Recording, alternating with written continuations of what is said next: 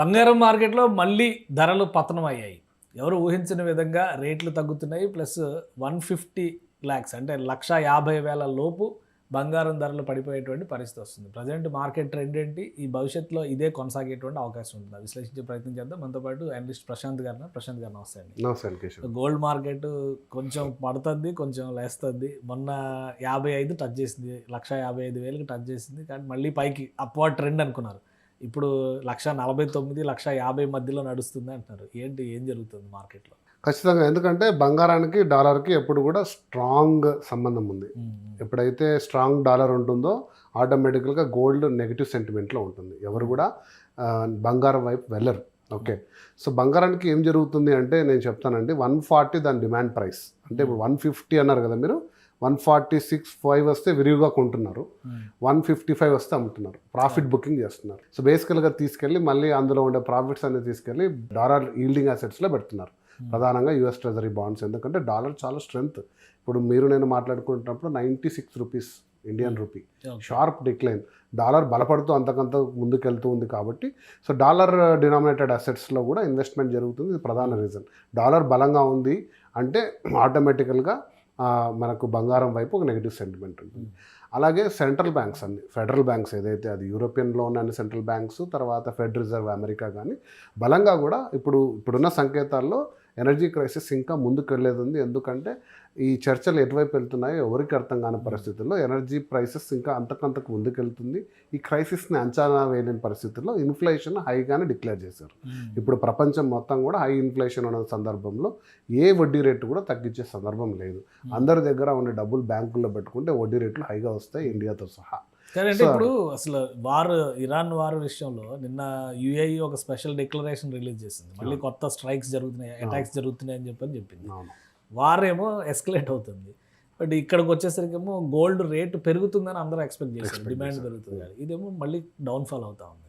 ఎందుకు ఇది? ఖచ్చితంగా. ఎందుకంటే ఎకనామిక్ బుక్స్లో వార్ కానీ అనిశ్చిత సందర్భంలో గ్లోబల్గా ఎటువంటి జియోపొలిటికల్ టెన్షన్స్ ఉన్నా కూడా బంగారం ఒక సేఫ్ హెవెన్గా ఉండి బంగారు రేటు పెరిగిన సందర్భాలు హిస్టారికల్గా స్టాండర్డ్ ఎకనామిక్ ప్రిన్సిపల్. సో ఇక్కడ వచ్చేసి మారుతున్న సందర్భాలు మనం ఖచ్చితంగా డిఫైన్ చేసుకోవాలి. ఎందుకంటే కరెన్సీ ఆప్షన్స్ ఒకటి డిఫైన్ చేస్తుంది. అంటే ఒక దేశం యొక్క కరెన్సీ అత్యధికంగా బలపడుతున్న సందర్భం ఒకటి అమెరికాది.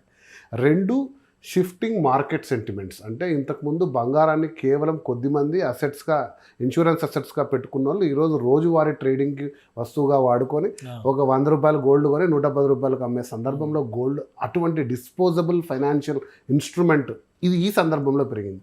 ఈటీఎఫ్స్ పైన అవగాహన పెరగడము, గోల్డ్ని కూడా ఒక రెగ్యులర్ ట్రేడింగ్ స్టాక్గా, ఎందుకంటే 75% రిటర్న్ ఇచ్చాక అది it is a financial instrument. ఇన్ని రోజులు 10 నుంచి 15% ఒక స్థిరమైన రిటర్న్ ఎఫ్డి అసెట్స్ లాగా ఉంటూ మనకు ఒక ఎమోషనల్ అసెట్గా ఇంట్లో అందరికి కూడా విలువైన బంగారం అనేది ఒక ఎమోషనల్ అసెట్, ఆభరణం అనేది. ఎగ్జాక్ట్లీ. అక్కడి నుంచి ఒక రెగ్యులర్ ట్రేడింగ్ స్టాక్ మార్కెట్లో ఈ 2 సందర్భాల్లో మనము ఈ పరిస్థితి మీరు ఏదైతే చెప్పారో ఒక గ్లోబల్ అనిశ్చితి జరుగుతున్నప్పుడు వార్ టైంలో బంగారు పెరగాలి కదా, ఎందుకు లేదనేది ఇది ప్రధానంగా జరుగుతుంది. బట్ దీంతో ఇప్పుడు బంగారు రూపు మారిందా, ఇంకా బంగారు ఇలా ఫ్లక్చువేషన్స్లా ఉంటుందా అంటే లేదు. ఒక లార్జ్ మార్కెట్ కరెక్షన్ జరుగుతుంది. నేను చెప్పాను కదండి, 145 ఆ రేంజ్లో వస్తే విరివిగా కొంటున్నారు లేదా ప్రాఫిట్ బుక్ చేసుకుంటున్నారు. బట్ ఎక్కడ దీనికి స్టెబిలైజ్ ఉంటుంది అంటే కనుక మళ్ళీ దాని కరెక్షన్ ఫేజ్ ఎప్పుడు జరుగుతుందంటే 170. సో బంగారం మీరు లాంగ్ టర్మ్ పర్స్పెక్టివ్లో కొంటే, నేను ఎగ్జాక్ట్లీ మంత్స్ డిఫైన్ చేయలేను, బహుశా డిసెంబర్ 26 టార్గెట్ పెట్టుకుంటే 170 అబౌవ్ ర్యాలీ. బట్ ప్రొవైడెడ్ ఈ అనిశ్చితి తొలగిపోయి ఇన్ఫ్లేషన్ తగ్గి బ్యాంక్ వడ్డీ రేట్లు తగ్గడం అనేది బంగారు పెరగడానికి ఫస్ట్ రీజన్. అది ఎప్పుడు జరుగుతుందో మీరు నేను చర్చించలేము, అది ఎవరి సాధ్యం కూడా కాదు. ఎందుకంటే మీరు అంటున్నట్టు చిన్న చిన్న దేశాలన్నీ కూడా ఇప్పుడు రెబెల్ అవుతున్నాయి. ఒపెక్ నుంచి బయటకు వచ్చేసింది యుఏఈ. సో మేము ఇండిపెండెంట్గా ప్రైస్ డిటర్మైన్ చేసుకుంటాము, మనం అందరం కలిసి చేసుకున్న దాంట్లో సౌదీ అరేబియా లాభపడుతుంది, మేము లాభపడట్లేదు అని యుఏఈ డిక్లేర్ చేసుకొని మరీ బయటకు వచ్చేసింది. ఇప్పుడు ఒమాన్ లాంటి చిన్న చిన్న దేశాలు, లెబనాన్, వీళ్ళందరూ కూడా దాని నుంచి బయటకు వచ్చేసి ఒపెక్ నుంచి మేము ఇండిపెండెంట్గా తీసుకుని అగ్రిమెంట్స్ చేసుకుంటే బహుశా మేము లాభపడుతున్న సందర్భంలో మరి ఇది మంచిదా మార్కెట్కి కాదా అనేది మనం చూడాలి. ఇప్పుడు గ్లోబల్గా అయితే $120, $119 ఉంది క్రూడ్ ఆయిల్. సో ఆ రేట్లు దిగి వచ్చి కాన్ఫిడెన్స్ కూడా కావాలి. ప్రపంచ మార్కెట్లో సప్లైకి ఎటువంటి ఇది లేదు, స్ట్రెయిట్ ఆఫ్ హార్ముజ్లో రవాణా 100% ఉంటుందన్న సందర్భంలో తిరిగి తర్వాత ఈ సీజ్ ఫైర్ ఏదైతే నెగోషియేషన్స్ కూడా సక్సెస్గా అయ్యి అమెరికా మళ్ళీ నార్మల్ పరిస్థితులు వచ్చే వరకు ఈ ఇన్ఫ్లేషన్ అయితే తగ్గదు. ఇన్ఫ్లేషన్ తగ్గని రోజులు ఇలా ఉంటుంది. తర్వాత ఈ ప్రాఫిట్ బుకింగ్ కూడా కొద్దిగా ఆగుతుంది అప్పుడు. అంటే ఇంకా పాజిటివ్ సెంటిమెంట్ ఉన్నప్పుడు ఎవరు త్వరగా బుక్ చేయరు. ఇప్పుడు వాళ్ళు అదే పనిగా తీసుకొచ్చి సెల్ చేయడము, ఒక ప్రైస్ తక్కువ వచ్చిన తర్వాత మళ్ళీ తీసుకోవడం, మళ్ళీ ప్రైస్ వచ్చే లోపల మీలాంటి వాళ్ళు నాలాంటి వాళ్ళు తీసుకొని అలా అట్లే పెట్టుకుంటారు. కానీ సో వాళ్ళు ట్రేడింగ్ చేస్తున్న సందర్భంలో బంగారు ఇన్ని ఫ్లక్చుయేషన్స్లో ఉంది. కాకపోతే ఇది కొనడం రైట్ టైం అంటే అబ్సల్యూట్లీ రైట్ టైం. బంగారు కొనడానికి ఇంతకంటే మంచి తరుణం దొరకదు. సో ఈ బహుశా పడచ్చేమో 2-3 వేలు కరెక్షన్స్ కావచ్చు, కానీ ఇదేదో 1,00,000 అవుతుంది 1,10,000 నష్టపోరు. ఖచ్చితంగా ఇది 1,70,000 నుంచి 2,00,000 గోల్డ్ మ్యాన్ సాక్స్ కానీ జేపీ మార్గన్ కానీ వీళ్ళు ప్రెడిక్ట్ చేసిన విధంగా 2 lakhs అబోవ్ వెళ్ళే అసెటే కాబట్టి లాంగ్ టర్మ్. సో ఈ అన్ని రూల్స్ సిల్వర్ కూడా అప్లికబుల్. సో మన సపరేట్ కూడా ఈరోజు మార్కెట్లో రేటు పడిపోయింది. సిల్వర్ అంటే యాక్చువల్గా ఎక్స్పెక్ట్ చేసినటువంటి ప్రైసింగ్ కూడా మొన్నటి వరకేమో 250 పైన ఉందిలే అనుకున్నారు. బట్ ఇది 250 240 దగ్గరకు వచ్చేస్తుంది. 250లో చాలా రోజులు స్టెబిలైజ్ అయింది సిల్వర్. 240 దగ్గరకు వచ్చింది. సిల్వర్ కూడా నెగిటివ్ సెంటిమెంట్లోనే ఉంది.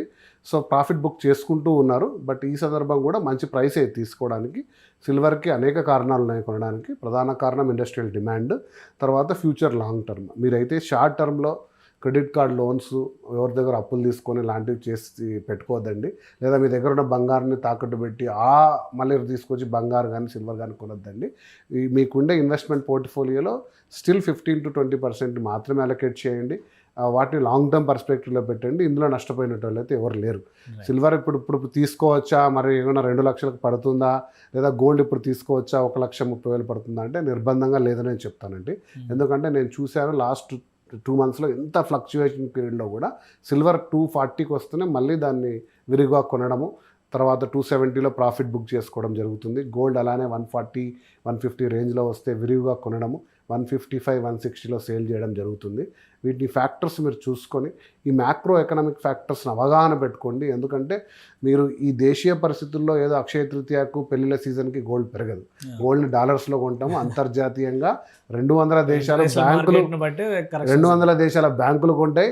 మీకంటే కొన్ని లక్షల రెట్లు అధికంగా బంగారు మార్కెట్లలో దేశాల దగ్గర ఉంది, పెద్ద పెద్ద ఇన్వెస్టర్స్ దగ్గర ఉంది. కాబట్టి మనం ఏదో చిన్న చిన్న కారణాలతో గోల్డ్ పెరుగుతుంది అమ్ముతుంది ఇలాంటివి తీసుకోకుండా ఇలాంటి విశ్లేషణ ద్వారా మేము తెలియజేసేది కూడా macro economic situations, strong dollar, యుద్ధ వాతావరణ పరిస్థితులు ఎన్ని రోజులు పెట్టుకోవాలి, ప్యానిక్ సెల్లింగ్ ప్యానిక్ బయింగ్ లాంటివి చేయకుండా అవగాహన తీసుకొని మీ ఆర్థిక స్థితిని తీసుకొని కొనడం కానీ అమ్మడం కానీ చేయండి అని చెప్తాం. కానీ ఎప్పుడైనా ఇప్పుడు కొనండి ఇప్పుడు అమ్మండి అని ఏ మార్కెట్ అనలిస్ట్ కూడా చెప్పరు బంగారానికి.